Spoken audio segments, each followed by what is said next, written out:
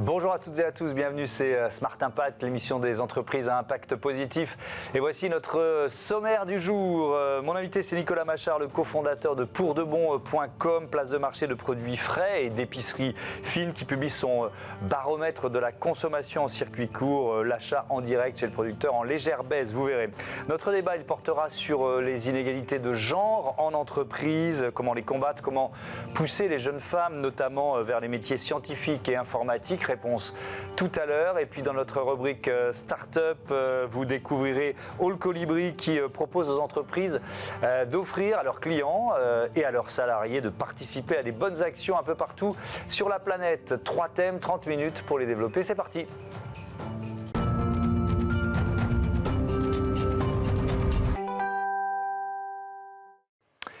L'invité de Smart Impact est avec nous en duplex, Nicolas Machard, bonjour. Oui, bonjour. Bienvenue, vous êtes le cofondateur de PourDeBon.com, créé en 2016 avec Cyril Schwartz. C'est quoi, c'est une place de marché, c'est ça ?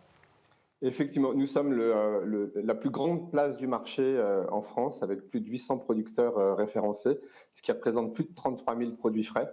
Donc on est effectivement un immense marché de produits ultra frais. Et on permet à ces 800 producteurs de vendre en direct leurs produits, donc directement depuis leurs exploitations, depuis leurs bateaux de pêche, vers le client final partout en France. Et tout ça dans le respect de la chaîne du froid. Oui, évidemment, on va rentrer dans le détail parce qu'il y a quelques défis logistiques à relever. Ça suppose des partenariats avec des agriculteurs que vous avez construits au fil des ans ? Oui, tout à fait. En fait, on fait 3 métiers chez PourDeBon. Le premier métier, c'est de sélectionner des producteurs. Donc, on va vraiment trouver des producteurs qui sont engagés dans des démarches de responsabilité, de durabilité. Et ensuite, on va les accompagner dans les ventes en ligne. C'est notre deuxième métier, c'est la casquette digitale. Et le troisième métier, c'est la logistique pour eux. Donc, c'est nous qui opérons toute la prestation logistique, à savoir collecter les produits chez eux, les acheminer dans le respect de la chaîne du froid jusqu'au client final. PourDeBon.com qui fait partie de Géopost, filiale du groupe La Poste. Est-ce que c'était ça dès le départ ? Qu'est-ce que ça vous apporte ? Alors effectivement, l'idée, elle est née d'une rencontre avec les équipes dirigeantes de Chronopost qui, à l'époque, en 2015, donc, se lançaient dans le transport alimentaire avec l'offre qui s'appelle ChronoFresh aujourd'hui. Et de cette relation, de ces échanges, est née l'idée de créer une place de marché qui accompagnerait l'offre logistique de ChronoFresh. Donc, ils ont participé au financement des premières briques de la plateforme. Et ensuite, on a volé de nos propres ailes pendant 5 ans. Et nous sommes revenus dans le giron du groupe Géopost à l'été 2022. Donc, aujourd'hui, effectivement, on appartient au groupe Géopost, qui est l'activité colis du groupe La Poste. Avec... J'y viens, ce défi logistique qui est forcément particulier quand on parle de produits frais. Comment vous le relevez, ce défi ?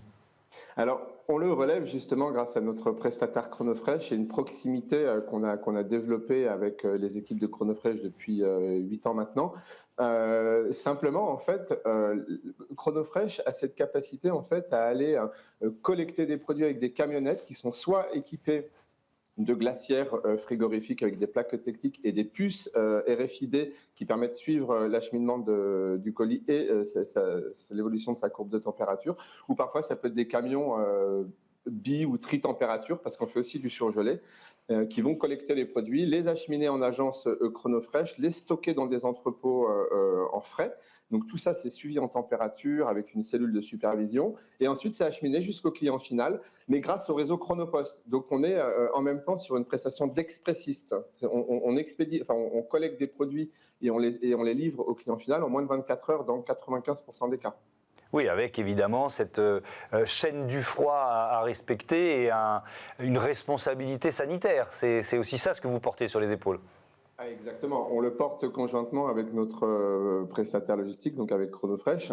Et moi, j'ai dans mon équipe 5 personnes qui sont en charge de suivre l'acheminement des colis, s'assurer qu'ils soient bien livrés en main propre, parce qu'on ne fait pas de remise en point relais, puisqu'on est sur des produits frais dans 90% des cas. Donc, on a vraiment un suivi très fin. Et lorsqu'on a un doute, on a les courbes de température qui nous permettent de voir quelles ont été les évolutions de température du colis. On est sur des prestations de frais qui est ce qui se fait de mieux aujourd'hui, best of class sur le marché. Vous publiez le 5e baromètre PourDeBon de la consommation des Français en circuit court. Quel est le constat principal ? Il y a une légère baisse, c'est ça ? Effectivement, on constate, là donc c'est la 5e année qu'on édite ce baromètre des circuits courts en partenariat avec Kantar. Et là, cette année, effectivement, on constate une baisse de 3 points de la consommation en circuit court. C'est le signe, en fait, c'est le signe de la situation économique actuelle. Les gens consacrent un peu moins de leur budget à une bonne alimentation. Voilà, donc c'est 3 points de moins. C'est la première fois en 5 ans qu'on subit cette inflexion. Donc c'est 64% des Français qui prétendent consommer régulièrement en circuit court versus 67% par le passé. Donc la première explication, c'est donc la crise économique. Une deuxième explication de ce frein à l'achat, c'est aussi la proximité, la difficulté d'accès aux produits du terroir. Voilà, bon, c'est une réponse qu'apporte Pour de Bon. Ouais, donc la première explication, c'est le prix, si je comprends bien. C'est clairement le prix. C'est clairement le prix. Quand on s'adresse en fait à des produits de grande qualité qui font partie de la sélection des produits qu'on a sur Pour de Bon, c'est un acte à la fois engagé, mais c'est aussi un acte d'achat qui est raisonné. Et aujourd'hui, on voit que les consommateurs en fait sont rappelés par le portefeuille et ont effectivement font des arbitrages dans leurs dépenses. Ils préfèrent acheter moins cher de la nourriture de moins bonne qualité en ces temps compliqués pour eux. Vous étiez évidemment au Salon international de l'agriculture qui vient de se terminer. Quel bilan vous en faites? Quelle place justement le modèle circuit court que vous défendez tient là-bas? Écoutez, on en garde un très très bon souvenir. On est sur Pour de Bon, on est très clairement un salon de l'agriculture tous les jours, puisqu'avec nos 800 producteurs, on a autant de producteurs sur la plateforme qu'il y en a sur le salon de l'agriculture. On a autant de visiteurs sur Pour de Bon que sur le salon de l'agriculture, puisqu'on fait près de 800 000 visiteurs par mois. Donc chez nous, c'est tous les jours un salon de l'agriculture. Et j'en retiendrai une chose importante, c'est qu'on a noué un partenariat avec les chambres d'agriculture qui aujourd'hui va permettre à Pour de Bon d'accompagner tout le réseau Bienvenue à la ferme dans la vente de leurs produits en direct des producteurs.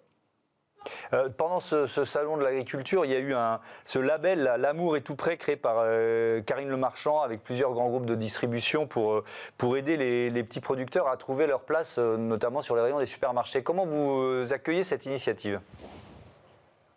Alors, j'ai pris connaissance effectivement de cette initiative pendant le salon. Écoutez, toutes les initiatives qui visent à soutenir les producteurs sont bonnes à prendre.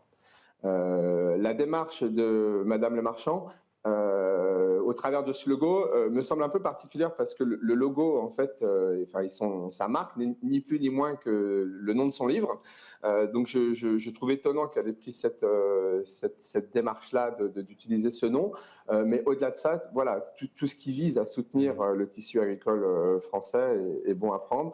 Amener ces producteurs vers des enseignes de grande distribution, c'est quelque chose qui se fait déjà localement. Nous, sur Pour de Bon, on a quelques producteurs qui parfois sont dragués par des enseignes de grande distribution pour faire de la vente en point de vente. Donc c'est déjà quelque chose qui existe. Voilà. Maintenant, je suis prêt à discuter avec elle justement pour accompagner ces producteurs à vendre sur Pour de Bon, donc en direct là pour le coup auprès des consommateurs finaux et sans passer par des centrales d'achat ou des enseignes de grande distribution. Bon, je le dis à votre place, attention au coup de com', parce qu'il y a une question du nombre d'intermédiaires évidemment, et je reviens au prix. Voilà, vous réduisez le nombre d'intermédiaires, mais malgré tout, vous êtes quand même un peu plus cher qu'en supermarché. Eh oui, mais parce qu'on n'est pas sur la même qualité de produit aussi. C'est toute la différence. On a fait ce choix d'être vraiment sur la qualité des produits. Chez nous, vous allez trouver du porc Mangalica, du porc noir gascon, du porc Nustral. Vous allez trouver les 25 races de vaches à viande sur le site. Vous allez trouver des productions de crevettes françaises. Vous allez trouver des coquilles Saint-Jacques qui sont pêchées à la main. Enfin, autant de produits d'une qualité absolument extraordinaire que vous ne trouverez jamais en bas de chez vous et encore moins, bien sûr, en enseigne de grande distribution. Donc, c'est un choix aussi de venir commander chez nous des produits de qualité, qui est un choix avant tout qui est orienté par la volonté de soutenir à la fois des producteurs, mais en même temps avoir de la transparence et retrouver de la confiance dans son assiette. Question complètement biaisée, volontairement un peu provocatrice. Est-ce que c'est seulement des bobos des grandes villes qui achètent chez vous ? Alors c'est tout l'inverse. Le bobo des grandes villes, lui, ne sait pas ce que c'est qu'un maroilles grand cru fermier ou ne fait pas la différence Vous ne entre pouvez pas dire toutes ça, il y a quelques bobos très très pointus sur les produits frais. Non mais allez, je vous laisse continuer. Non, on n'en a pas. Non, on n'en a justement pas. Et ça a été d'ailleurs le premier enseignement des 2 premières années de lancement de la plateforme. On s'adresse vraiment à une jeune retraité, 55 ans et plus. C'est vraiment 70% de notre clientèle qui connaît très bien les produits du terroir et qui aime cuisiner, qui a le temps de cuisiner et qui a effectivement un peu les moyens de cuisiner une bonne volaille. Voilà, donc pas du tout sur le bobo parisien. C'est vrai que commander chez nous, ça implique aussi de savoir cuisiner des bons produits. Quand vous achetez une volaille de Bresse qui est 2 fois plus chère qu'un poulet chez votre boucher, il faut savoir la cuire et c'est pas le même type de cuisson que vous avez sur ces produits-là.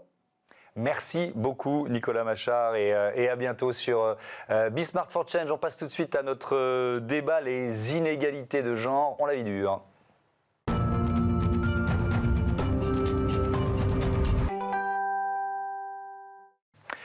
Le débat de ce Smart Impact, on parle des inégalités de genre avec Claire Engrand, bonjour. Bonjour. Bienvenue, vous êtes la présidente de Cali et Gali. Laurence Beldowski, bonjour. Bonjour. Bienvenue à vous aussi, vous êtes la directrice générale de Capital Filles. Allez, on présente rapidement vos organisations, entreprises respectives. Cali et Gali, c'est quoi ? Alors Cali et Gali, c'est un organisme de formation. Donc on est spécialisé sur les sujets d'égalité professionnelle et spécifiquement la lutte contre le sexisme. On intervient dans les entreprises pour former les équipes professionnelles sur ce sujet. Et Capital Filles ? Capital Filles, c'est une association d'intérêt général qui accompagne les filles issues des quartiers populaires de la ville ou en ruralité avec le soutien du ministère de l'Éducation nationale, avec un écosystème d'entreprises pour leur permettre d'être accompagnées pour choisir leurs études, faire leur plan d'éducation, d'orientation et d'insertion professionnelle. Les inégalités de genre, elles ont la vie dure ? Elles ont la vie dure dans le sens où... Ou elles sont toujours là ? Elles sont toujours là, elles n'ont pas du tout la vie dure. Mais est-ce qu'elles sont un peu moins importantes qu'avant ? Alors en fait, c'est ce qu'on nous dit régulièrement. Et c'est pas tout à fait vrai. Non, c'est pas tout à fait vrai. Alors bien sûr, il y a plein de sujets différents sur le sujet des égalités ou inégalités de genre. En matière d'orientation et d'éducation, on est encore bien loin d'un grand progrès. Les filles sont toujours moins bien orientées sur la totalité des formations. On a encore beaucoup de difficultés pour envoyer les filles dans la tech, dans l'industrie. Dans tous les métiers. On va détailler tout ça sur les filières scientifiques, etc. Exactement. Et puis, en fait, quand vous êtes une fille et en plus issue des QPV ou en ruralité, c'est encore plus difficile. Sexisme en entreprise, est-ce que c'est totalement conscient, assumé, ou alors inconscient, inscrit, fabriqué par des siècles de patriarcat d'une certaine façon ? Oui, c'est surtout ça. En gros, l'entreprise, elle n'est pas extérieure à la société, qui elle-même est empreinte de sexisme à plein de niveaux, la famille, les éléments que vous venez de citer, etc. Donc, bien sûr qu'il y a de l'inconscient, il y a beaucoup de choses qui sont ancrées. Et donc, c'est l'enjeu vraiment aujourd'hui dans les entreprises, c'est de rendre visible tout ce qui est banal. Il faut savoir que 80% des femmes subissent des agissements sexistes régulièrement dans leur entreprise. Et il y en a beaucoup qui sont banalisés, c'est-à-dire que ça nous paraît normal. Ça passe par une phrase négative, c'est-à-dire c'est pas pour toi ou c'est ça, c'est pas. Vous voyez ce que je veux dire ? Souvent des phrases qui commencent par ce type de formulation. Oui, tout à fait. Ou laisse-moi faire, c'est trop lourd pour toi. Ça peut être des choses tout à fait comme ça. Et à l'inverse, il y a aussi des formulations qui sont positives, comme j'aimerais bien avoir plus de femmes sur ce poste car elles sont plus minutieuses. Et même si ça sonne positif, et ben en fait, ça enferme dans un rôle de genre. Et c'est aussi à ce niveau-là que le sexisme il est bien présent, c'est-à-dire qu'il se cache aussi dans des comportements valorisants. Alors, on va justement parler, faire quelques zooms dans ce débat. On va parler des métiers scientifiques. 52% des filles qui choisissent d'arrêter les maths en enseignement de spécialité, contre seulement 31% des garçons. Et puis alors, si on rentre dans le détail, 22% des femmes de 25-34 ans qui disent avoir redouté, voire renoncé à s'orienter vers ces filières, par peur, notamment du harcèlement sexuel. Laurence Beldowski, comment on combat ce constat-là ? Comment on fait évoluer ces statistiques ? Alors, chez Capital Filles, on a vraiment identifié le sujet de la confiance en soi. Tant que les filles n'auront pas cette confiance en elles qui leur permettra de dépasser tous ces biais de genre et tous ces biais sexistes, on n'y arrivera pas. Et puis la conscientisation. C'est difficile de se battre contre quelque chose qu'on n'a pas identifié. Oui, sur lequel on ne met pas les mots. Oui, quoi. On échangeait en off tout à l'heure. En fait, c'est vraiment ça. Comment comprendre le sexisme et la place qu'on attribue aux femmes si on n'a pas conscience qu'effectivement toute la société est organisée pour que les filles aillent plutôt dans le social que dans les sciences, par exemple, pour que les filles soient toujours perçues comme indispensables au foyer et dans un rôle de mère qui doit passer au-dessus du reste. Donc il y a de l'autocensure, mais qui s'explique par l'environnement sexiste. Oui, il y a de l'autocensure, il y a donc ce manque de confiance en elle, le c'est pas pour toi, elles l'entendent régulièrement, les maths c'est pas pour toi, t'es pas assez bonne. Et puis il y a aussi beaucoup d'interprétations. Par exemple, les filles ne vont pas dans l'informatique parce que pour elles l'informatique c'est lié au sens, c'est lié aux maths. Si on n'est pas bonne en maths, on peut pas faire d'informatique. C'est faux. Donc en fait l'idée c'est de déconstruire. Donc on sensibilise les filles sur ce qu'est le sexisme, sur tous les biais qu'elles vivent dans la société. Et après on les accompagne en mentorat avec une professionnelle qui va leur donner confiance et qui va permettre de limiter tous ces biais cognitifs qu'elles peuvent avoir. Claire Engrand, est-ce que c'est aussi l'objectif ou beaucoup l'objectif des formations que vous proposez ? De sortir de... C'est pas seulement former à un métier ou à une certification, etc. C'est aussi aller puiser cette confiance dans la formation ? Alors oui, et c'est aussi donner du coup la légitimité aux professionnels d'agir sur ces sujets. C'est-à-dire que c'est hyper intéressant cet enjeu de les filles doivent arrêter de s'autocensurer, pour résumer très largement. Mais si elles passent leur temps en entrée en formation, une fois qu'elles ont fini de s'autocensurer, elles vont en formation, elles vont en entreprise, elles essayent de postuler. Si elles se prennent à chaque fois des remarques, si on leur fait sentir qu'elles ne sont pas à leur place, si on les recrute à poste égal et on leur file des tâches différentes des hommes, et ben en fait elles vont rester des professionnels de deuxième rang, même dans ces milieux-là. Donc ceux que vous formez sont plutôt les responsables d'entreprise, les DRH, ceux qui vont accueillir ces nouvelles salariés pour justement se débarrasser de leur biais sexiste, c'est ça ? Par exemple, nous on forme surtout des professionnels engagés, donc qui ont déjà un petit peu commencé à prendre conscience du sujet, mais n'ont pas forcément encore les outils. Et ça va être en effet les managers en priorité ou des professionnels de l'accompagnement. Donc ça va être les personnes qui accueillent du public, qui forment des gens, les font monter en compétences, etc. Et du coup, c'est vraiment des acteurs clés parce que leur propos va avoir de la valeur en fait sur le parcours professionnel des personnes, de leurs équipes, etc. Donc il y a une forme de volontarisme. Est-ce qu'à l'inverse, si vous essayez de démarcher, il y a des secteurs où on vous accueille avec un petit sourire en coin, vous voyez ce que je veux dire, où il y a encore plus de travail que dans d'autres, quoi. Non, pas spécifiquement, mais il y a des secteurs non mixtes où on va avoir tendance à penser qu'il y a plus de problèmes qu'ailleurs. Et en vrai, il y a des problèmes partout. Et en fait, c'est plutôt ça. C'est quoi les secteurs non mixtes ? Alors, le BTP, par exemple, il y a 12% de femmes, tous métiers confondus. Sur les métiers ouvriers, on est à 1,6. Donc, typiquement, voilà, c'est un univers dans lequel il y a beaucoup de choses à faire. Mais c'est pas pour ça qu'il est plus sexiste qu'ailleurs. C'est juste que souvent, quand on n'a pas ou peu de femmes, on imagine que c'est pas un sujet. Il faut pas oublier que la lutte contre le sexisme, ça bénéficie aux hommes et ça bénéficie à tout le monde dans l'entreprise. Évidemment. Et justement, sur le secteur informatique dont on parlait, 10% des filles seulement qui choisissent les études informatiques. Là, on est quand même...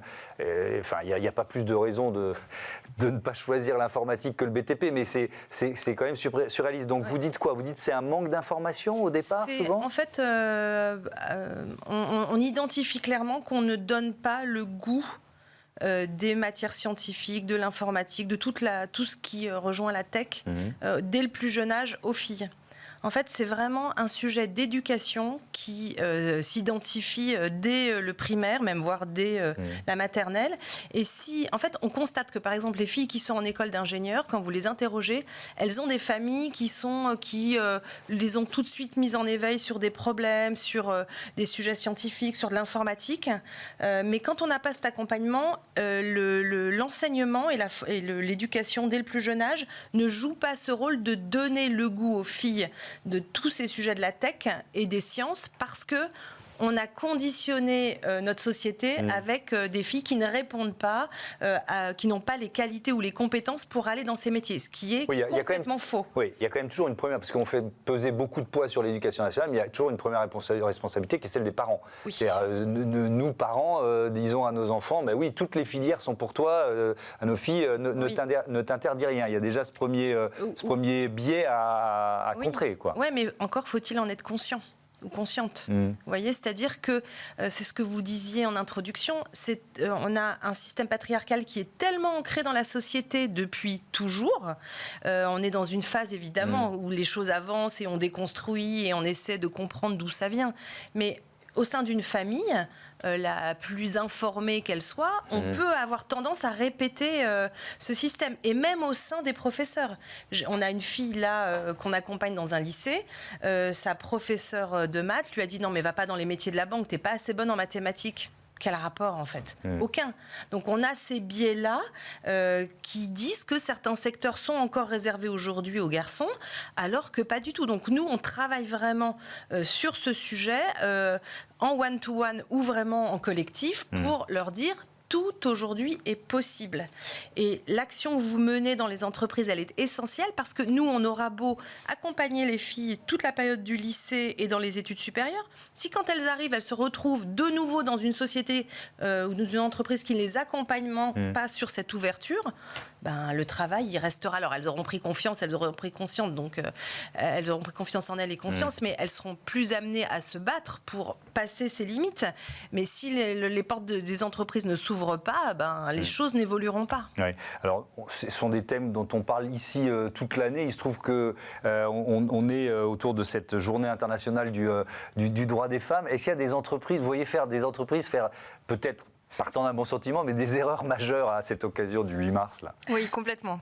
Bah déjà, on en parlait tout à l'heure, c'est pas la journée de la femme, c'est pas la fête de la femme, on arrête de célébrer, mais c'est une journée de lutte. Et ensuite, faut vraiment garder à l'esprit que les actions en faveur de l'égalité professionnelle et de la lutte contre le sexisme, elles marchent que si elles sont pérennes, si elles durent dans le temps. Et en fait, les grandes erreurs du 8 mars, c'est de faire de l'événementiel, une table ronde, etc., distribuer des stickers, enfin voilà. Ça des peut fleurs. Voilà, des fleurs, les cadeaux, ça c'est catastrophique. Ou une soirée dédiée aux femmes, bon bah ok, mais pourquoi en fait ? Qu'est-ce qu'il y a derrière ? Qu'est-ce qu'on fait le reste de l'année, quoi ? Voilà, exactement. Et en fait, on peut s'appuyer sur le 8 mars pour lancer le sujet. Oui, mais par contre, il faut que ça continue. On a commencé en disant il y a une prise de conscience nécessaire, donc ça peut être l'occasion. Voilà.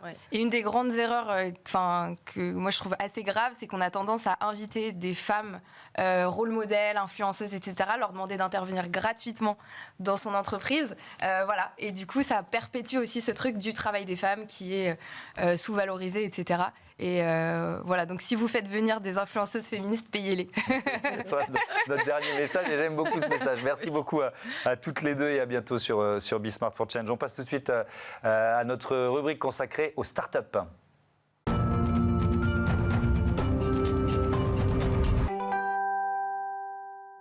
Smart Ideas, la bonne idée du jour, elle est signée Adrien de Malherbe, le cofondateur d'Allcolibri qui est avec nous en duplex. Bonjour, bienvenue. Vous l'avez créé cette entreprise en 2021 avec Thomas de Wilder et avec quelle idée ? Racontez-moi.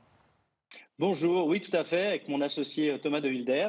Donc pendant le Covid, on a eu l'envie d'agir et donc on s'est dit comment est-ce qu'on pourrait aider les entreprises à agir. Et on a mis en place une solution de marketing responsable qui permet à toutes les entreprises et toutes les marques de proposer à leurs clients de mettre en place des bonnes actions pour la planète et la société. Donc, par exemple, on travaille avec des entreprises comme Decathlon, Quicksilver ou encore Foot Locker qui proposent, grâce à nous, dans leur programme de fidélité, de donner ces points de fidélité pour planter des arbres, restaurer des coraux, aider des jeunes à avoir accès au sport, offrir des repas à des sans-abri et plein d'autres choses comme ça possibles dans notre catalogue de bonnes actions. Et après, on va fournir à ces entreprises des rapports d'impact qu'elles vont pouvoir communiquer auprès de leur communauté de clients pour voir quel est l'impact collectif que l'entreprise a eu avec l'ensemble de ses clients et se rendre compte que chaque petite participation mise bout à bout a un impact considérable. Oui, c'est un rapport d'impact à la fois en communication interne pour les salariés, externe pour les clients, mais aussi ça s'intègre au bilan RSE, voire au bilan extra-financier, à la directive CSRD qui rentre en vigueur. Tout à fait, exactement. Et on a déjà des entreprises, Clear Channel par exemple, qui l'avait même intégré dans son rapport au New York Stock Exchange en 2022, si je ne dis pas de bêtises. Donc ça devient tout à fait aussi un élément important pour la communication financière auprès des actionnaires. C'est quoi le modèle économique de Colibri? Comment vous gagnez des sous? Alors on a une solution SaaS, nous, en fait, qui va permettre de mettre à disposition notre technologie sous forme soit de solutions low-tech avec du no-code, soit avec du code embarqué auprès des environnements de nos clients, ou encore notre API. Et en fonction de l'usage que vont faire nos clients, eh bien, ils vont avoir un abonnement annuel à payer qui va varier. Pourquoi All Colibri? J'ai une petite idée, mais je veux bien que vous nous racontiez l'histoire du colibri. Alors, l'histoire du colibri, c'est une légende amérindienne qui raconte qu'un jour, il y a eu un grand feu de forêt et que tous les animaux, évidemment, ont fui ce feu, sauf un petit colibri qui faisait des allers-retours entre les flammes et le premier point d'eau pour lâcher quelques petites gouttes au-dessus des flammes. Et à un moment, les animaux lui disent « Mais que fais-tu? Tu es fou, ça ne sert à rien. » Et le colibri répond « Je sais, mais je fais ma part. » Et donc, l'objectif, c'est de transformer tout le monde en colibri, le all en anglais, parce que si chacun en fait de notre part, donc ce qu'on appelle nous des micro-impacts, et qu'on les met bout à bout, ça aura un réel impact. Et l'idée, c'est que les entreprises exercent une influence positive sur leur communauté de clients en leur mettant à disposition la possibilité de réaliser des bonnes actions qui vont être financées par les entreprises elles-mêmes. Mais est-ce que dans l'acte d'achat, l'engagement de l'entreprise ou de la marque, l'engagement de la marque rentre en ligne de compte? Alors oui, tout à fait. On se rend compte que plus les marques sont engagées, plus elles ont de la fidélité auprès de leurs consommateurs et qu'il y a une réelle attente, surtout depuis le post-Covid, de la part des consommateurs, que les marques s'engagent et de vrais fondamentaux sur ces questions aussi bien sociétales qu'environnementales. Dernier thème, il nous reste une petite minute. Comment vous choisissez les causes, les partenariats, les lieux où finalement les clients de ces entreprises, de ces marques vont s'engager? Alors, on a à la base créé des partenariats en direct grâce à un comité éthique qu'on a créé sur les différents points qui nous semblaient importants. On s'est inspiré pour ça des objectifs de développement durable définis par les Nations Unies qui sont disponibles sur leur site. Et on s'est dit comment est-ce qu'on pourrait adresser chacun de ces objectifs de développement durable à travers de causes. Et au fur et à mesure, on a eu des demandes de la part de nos clients. Par exemple, Decathlon, qui a sa propre fondation, qui nous ont demandé est-ce qu'on pourrait intégrer notre fondation à votre catalogue, à votre outil. Et on embarque aussi donc des partenaires d'impact qui sont amenés par nos clients en direct. Merci beaucoup Adrien de Malherbe et bon vent à All Colibri. Voilà, c'est la fin de ce numéro de Smart Impact. Merci à toutes et à tous de votre fidélité. Happy Smart for Change à la chaîne des audacieuses et des audacieux. Salut.